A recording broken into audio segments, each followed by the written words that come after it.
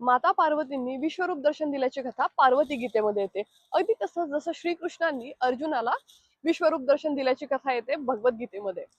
तर मातेचे आई वडील म्हणजे हिमावन आणि मैना त्यांना विचारतात की तुमचे रूप काय आहे. तर त्यावेळेस माता त्यांना दिव्य नेत्र प्रदान करतात आणि त्यांना विश्वरूप दर्शन देतात. पहिल्यांदा त्या महेश्वरी रूपामध्ये येतात, ज्यांच्या जटा लांब, करोडो चंद्रांना दिपवेल असं तेज, त्यानंतर नागाचं यज्ञोपवीत, 5 मुख, 3 डोळे आणि वाघाच्या कातडीचे वस्त्र. आणि हे सगळं रूप बघून खरं तर त्यांचे माता आणि पिता सुद्धा घाबरतात आणि ते त्यांना विनंती करतात की तुम्ही तुमच्या सौम्य रूपामध्ये या. मग त्याच्यानंतर मातेने पुन्हा सौम्य रूप धारण केलेलं आहे, जे असा कांती जी आहे ती अत्यंत सुंदर, शरद ऋतूच्या चंद्राप्रमाणे त्यांचं तेज आहे, ते असं दर्शन देतात. मातेच्या आई वडिलांचे इष्ट आहेत भगवान विष्णू. तर मातेने पुन्हा जे दर्शन, तिसरं दर्शन दिलेलं आहे, त्यांचा रंग आहे निळा, हातामध्ये शंख, चक्र, गदा आणि पद्म अशा सुंदर रूपामध्ये त्या दर्शन देतात. हे सगळं सांगण्यामागचं कारण एकच आहे की सगळा परमात्मा एकच आहे. माता त्यांना सांगतात की मी आहे पराशक्ती, ब्रह्मा, विष्णू आणि महेश यांना मीच उत्पन्न केलेलं आहे आणि मीच वेळोवेळी पृथ्वीवरती अवतार सुद्धा घेत आहे आणि राम सुद्धा मीच आहे, कृष्ण सुद्धा मीच आहे असं माता म्हणत आहेत. आता सांगतात की आत्म्याला मुक्ती हवी असेल तर त्यांनी माझ्या या पराशक्ती रूपाचं सतत स्मरण, चिंतन, साधना आणि यज्ञ हे सगळं केलेलं पाहिजे. कोणत्या प्रकारच्या ज्ञानामुळे मनुष्याची मुक्ती होते याबद्दल पार्वती गीतेमध्ये काय सांगितलेलं आहे ते ऐकूया. त्याआधी जय श्रीराम. माता सांगतात की ज्या ज्ञानामुळे मनुष्याला विद्येची प्राप्ती होते त्याला ध्यान असे म्हणतात.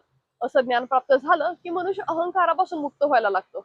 आणि हे इम्पॉर्टंट आहे कारण की अहंकार हे बऱ्याचशा विकारांचं कारण आहे. अहंकारामुळे राग आणि द्वेष निर्माण होतो आणि यामुळे आपण सदोष कर्मांमध्ये अडकायला लागतो. मग यापासून मुक्ती कशी मिळवायची? माता सांगतात की असे विचार तुमच्या मनामध्ये यायला लागले की तुम्ही विचार करायचे की माझ्यावरती कोणते अपकार झालेले आहेत, म्हणजे माझ्यावरती कोणते वाईट गोष्टीचा इन्फ्लुएन्स झालेला की त्याच्यामुळे मी हा विचार करत आहे आणि ह्याच्यापासून तुम्ही लवकरात लवकर मुक्त व्हायचं आहे. कारण की यानंतरची स्टेप येते ती मोह आणि माया, आणि त्याच्यामध्ये जर तुम्ही अडकला तर ह्या आत्म्याला जन्म आणि मृत्यूच्या ह्या चक्रामध्ये सतत अडकावं लागतं. माता सांगतात की आत्मा पंच इंद्रियांपासून थोडासा वेगळा आहे. आत्मा हे सत्य आहे. आत्म्याला जन्म आणि मृत्यू नसतो. आत्मा फक्त शरीर बदलत असतो. माता सांगतात की ज्या वेळेस तुम्ही माझं ध्यान, स्मरण, चिंतन, तुम्हाला ज्या पद्धतीने जी साधना जमते ते सगळं करता, त्यानंतर तुमचे हे ज्ञानाचे मार्ग प्रशस्त होतात आणि तुमचा मुक्तीचा मार्ग मोकळा होत असतो. तर परमेश्वराला तुम्ही कोणत्याही रूपामध्ये भजा, परंतु परमेश्वराचं स्मरण आणि त्याची साधना किती महत्वाची आहे हे पार्वती गीतेमध्ये सांगितलेलं आहे. कशी वाटली माहिती? आणि याची पुढची माहिती जी गर्भवती महिलांसाठी तर स्पेशली इम्पॉर्टंट असणार आहे ती मी पुढच्या भागामध्ये सांगते. जय श्रीराम. सायन्स एवढं पुढे गेलेलं आहे ना की आपल्याला बाळ ज्यावेळेस गर्भात असतं त्यावेळेस त्याची काय काय डेव्हलपमेंट होत असते हे सगळं सांगितलेलं जातं. याच पद्धतीनं पार्वती गीतेमध्ये सुद्धा गर्भासोबत काय होत असतं हे सगळं मातेने सांगितलेलं आहे. आणि ही सगळी माहिती ज्या गर्भवती महिला आहेत त्यांनी अवश्य ऐकायला हवी. पहिल्या आठवड्यामध्ये बाळ हे जरायू स्वरूपामध्ये असतं, त्याच्यामध्ये स्नायू आणि पेशी यांची निर्मिती होत असते. सायन्स सुद्धा हे सांगतं की पहिल्या आठवड्यानंतर पेशींचं विभाजन व्हायला सुरुवात होते. 15 दिवसानंतर बाळाचं रक्ताभिसरण चालू होतं. पहिल्या महिन्यामध्ये खांदे, डोके, जीभ आणि पाठ हे सगळे अवयव तयार होतात. दुसऱ्या महिन्यामध्ये बाळाचे हात आणि पाय तयार होतात. चौथ्या महिन्यामध्ये बाळ बोटांची हालचाल करायला लागतं. 8व्या महिन्यामध्ये बाळाचे सर्व अवयव तयार झालेले असतात आणि 9व्या महिन्यामध्ये बाळ पूर्णपणे रेडी असतं. आणि तुम्ही जाऊन चेक करा की आजचं मॉडर्न सायन्स जे आहे त्याचे काय काय डेव्हलपमेंटच्या फेजेस दिलेले आहेत.